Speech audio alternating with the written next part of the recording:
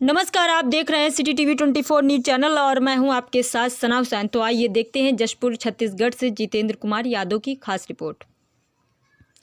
जशपुर जिले के अंतर्गत बगीचा विकासखंड में किस तरह की हो रही है खेल, आइए जानते हैं। जो शासकीय कर्मचारी हो या दबंग, उसी का है जलवा। क्यों ना वो नियम तोड़ दे, मगर कहने वाला कोई नहीं। एक कहावत है, जिसकी भैंस उसकी ही लाठी।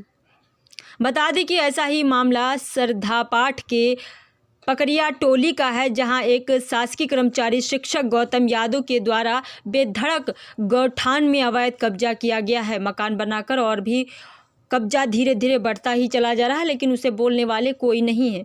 वहीं जब गांव के कुछ गरीब ग्रामीण पालतू पशुओं को बांधने के लिए कोशिश करने लगे, तो वो शिक्षक गौतम यादव ने गरीबों पर धौंस जमाने लगा, विरोध करने लगा और संबंधित अधिकारी से साठ-गांठ कर रोक लगा दी उन्हें। जबकि वो स्थान गौठान है, पालतू जानवरों के लिए वो स्थान बचाया गया है और वहीं शिक्षक के द्वारा मकान बनाकर सब्जियों का खेती किया जा रहा है। सच तो ये है कि पहुंच है तो सब कुछ है, मगर नहीं है तो कुछ भी नहीं, नामुमकिन नहीं। आखिर शासकीय जमीन पर केवल शासकीय कर्मचारी ही कब्जा कर सकते हैं क्या? आम जनता की कोई हक नहीं? आखिर नियम तो सबके लिए एक है, फिर शिक्षक पर क्यों नहीं होती कोई कार्रवाई? और आम जनता के लिए नियम और कानून का धौंस बनाया गया है। वहीं आम जनता का कहना है कि शिक्षक गौतम यादव का 3 जगहों पर भूमि है, तब भी गौठान में अवैध कब्जा कर मकान बनाने के सब्जियों का खेती की जा रही है। और जब हम लोग पालतू जानवरों के लिए खंभा लगाते हैं, उसे तहसीलदार बुलाकर हटवाया गया है। बस हमारे लिए भर कानून है क्या? जब नियम है तो सबके लिए बने, कब्जा करे सब करे या तो कोई नहीं। जब हम आम जनता नहीं बना सकते तो शिक्षक गौतम यादव को भी हटवाया जाए, कोई भी वहां पर नहीं रह सकता। अगर शिक्षक पर भी कार्रवाई होना था, लेकिन कोई कार्रवाई नहीं हुई। जब पूरे मामले पर तहसीलदार सुनील गुप्ता ने बताया कि जांच कर दोषियों पर कार्रवाई करने की बात कही गई है। खड़े नहीं हो पा रहे। उनका घर रह गया। अब इन साल वो एक घर के एक भावर जितना शासकीय भूमि था, उस पर वो कहीं गोभी लगा रहा है, कहीं पर घेरेवा कर रहा है, कहीं पर जा कर के खलिहान बना रहा है। अब गांव से लड़ाई करवाता है।